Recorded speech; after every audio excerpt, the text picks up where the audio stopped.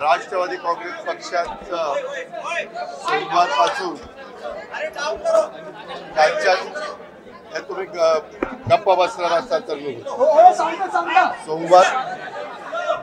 सोमवारपासून आमच्या 36 जिल्ह्यांच्या आढावा बैठका वेगवेगळ्या जिल्ह्यातल्या जिल्हा परिषदा, तालुका पंचायत, महानगरपालिका, नगरपालिका, नगरपंचायतीच्या चालू आहे। उद्या शेवटचा दिवस आहे। आज सकाळी मी इथं 9 वाजता चालवलो आहे। 9 वाजल्यापासून आतापर्यंत आजचे जे काही प्रांताध्यक्षांनी जिल्हे घेतलेले होते ते सगळे मी संपवले। दुपारी तुम्ही मला काही प्रश्न विचारत होता, मला त्याबद्दल एवढं सांगायचं आहे की जे काही आता TV वेगवेगळ्या चॅनलला चाललेलं आहे त्याबद्दलची पूर्ण माहिती मला काही नाही आहे। माझा त्या गोष्टीशी डायरेक्ट अजित पवार म्हणून दुरान्वयी देखील संबंध नाही। मला 35 वर्ष महाराष्ट्रातली जनता ओळखते। त्या संदर्भामध्ये मी उलट या निमित्तानं संपूर्ण माहिती घ्यायचं ठरवलेलं आहे। कारण मागे एकदा 3-4 महिन्यापूर्वीची गोष्ट असेल की अशा पद्धतीचं काहीतरी चाललंय असं कानावर आलं, त्यावेळेस मी सांगितलं की असलं काही चुकीचं केलेलं मला चालणार नाही। असल्या कुठल्याही चुकीच्या गोष्टी कुणी पण करू नयेत अशा स्पष्ट सूचना मी दिलेल्या होत्या। परंतु त्याच्यानंतर परत काय झालं ते काही मला माहिती नाही। परंतु आता चॅनलमध्ये वेगवेगळ्या त्या जमिनीच्या बद्दल बरंच काही सांगितलं जातं। त्याची इत्थंभूत माहिती काय डॉक्युमेंट्स आहेत, काय नाही, कुणी परवानगी दिली, कुणी नाही, मी आपल्याला सांगतो, मी आजपर्यंत कुठल्याही माझ्या जवळच्या किंवा लांबच्या नातेवाईकांच्या संदर्भामध्ये कुठंतरी त्यांना फायदा होण्याच्या करता एकाही अधिकाऱ्याला कधी फोन केला नाही किंवा कधी सांगितलेलं नाही। उलट मी या निमित्तानं महाराष्ट्रातल्या जनतेला नाही परंतु उपमुख्यमंत्री म्हणून अधिकारी वर्गांना आणि कर्मचाऱ्यांना सगळ्यांना सांगेन की जर माझ्या नावाचा वापर करून कुणी चुकीचं करत असेल किंवा त्याच्यामध्ये नियमात न बसणारं करत असेल तर त्याला कुठलाही माझा पाठिंबा नसेल। मी फार कायद्याच्या नियमाच्या चौकटीमध्ये राहून काम करणारा कार्यकर्ता आहे, हे आपल्याला सगळ्यांना माहिती आहे। आणि त्याच्यामुळं मी आता मला आज कुणीतरी दुपारी मगाशी एक दाखवलं, मुख्यमंत्री म्हणाले की ह्याची चौकशी मी करतो। जरूर मुख्यमंत्र्यांनी चौकशी करावी, तो त्यांचा अधिकार आहे।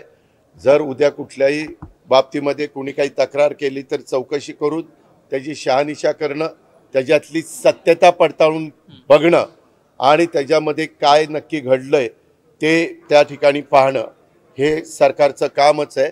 पण आत्तापर्यंत मी दिवसभर इथं असल्यामुळं मी त्याची माहिती घेतली नाही। मी त्याची माहिती घेऊन परत तुम्हाला उद्याच्याला भेटीन संध्याकाळीचा, कारण मला पण उद्या दिवसभर काम आहे आणि त्याच्यामध्ये संपूर्ण माहिती काय झालंय, कसं झालंय, कुणाबरोबर डॉक्युमेंट झाले, ते कायदेशीर आहेत का, ते नियमात बसतात का, ह्या सगळ्या गोष्टी माहिती घेऊन वस्तुस्थिती तुमच्या समोर सांगेन।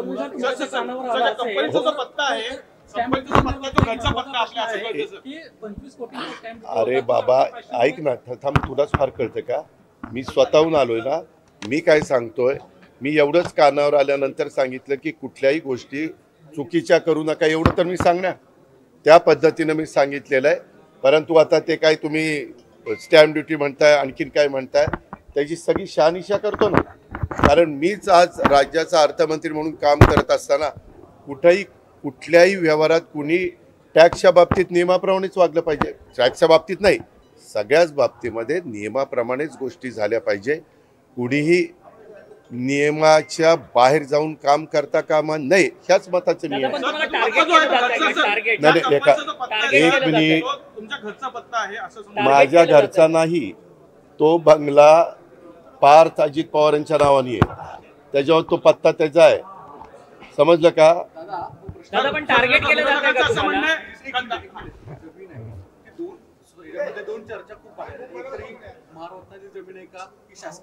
मी तेच सगळं सांगतोय सागर, मी त्याची सगळी माहिती इत्थंभूत घेतो। कारण मी ज्यावेळेस बोलणार आहे, मला आतापर्यंत माहिती नाही, मी आता बोललो नसतो तर तुम्ही म्हणला असता की बाबा इथं कुठंतरी पाणी मुरतंय, तुम्हाला सगळ्यांना माझा स्वभाव माहिती आहे, मी कधीही चुकीच्या कामाचं समर्थन केलं नाही. जर चूक झाली तर मी कबूल करतो, ही माझ्याकडनं चूक झाली, मी ती दुरुस्त करतो. परंतु ह्याच्यात माझा दुरान्वय पण संबंध नाही. मी कुणाशी चर्चाही केलेली नाही, मी त्याच्या संदर्भात कुणाशी बोललेलो पण नाही आहे. मला आणि अलीकडच्या काळामध्ये ज्यावेळेस आमच्या घरातली मुलं सज्ञान होतात, मोठी होतात, ते त्यांचे व्यवसाय करतात. परंतु ह्याच्यात मी पुन्हा सांगतो, माझा दुरान्वय देखील कुठल्या अधिकाऱ्याला फोन नाही, कुणाला सांगणं नाही, कुणाला तिथं वेगळं काही त्याच्यामध्ये मदत करा अशाही पद्धतीची भूमिका नाही. मी अतिशय संविधानाला मानणारा, घटनेला मानणारा, कायद्याने चालणारा आणि इतरांनी पण कायद्याने चालावं ह्याबद्दल कटाक्षाने प्रयत्न करणारा, कायद्याच्या चौकटीमध्ये राहून माझ्या काही सगळ्यांना समजून सांगणारा असा कार्यकर्ता आहे. यूट्यूबवर सुद्धा रायगड टाइम्स सर्च करा आणि पहा रायगडच्या कानाकोपऱ्यातील प्रत्येक बित्तम बातमी. आणि हो, लगेच सबस्क्राईब बटनवर क्लिक करायला विसरू नका. रायगड टाइम्स, आपलं चॅनल, आपला आवाज.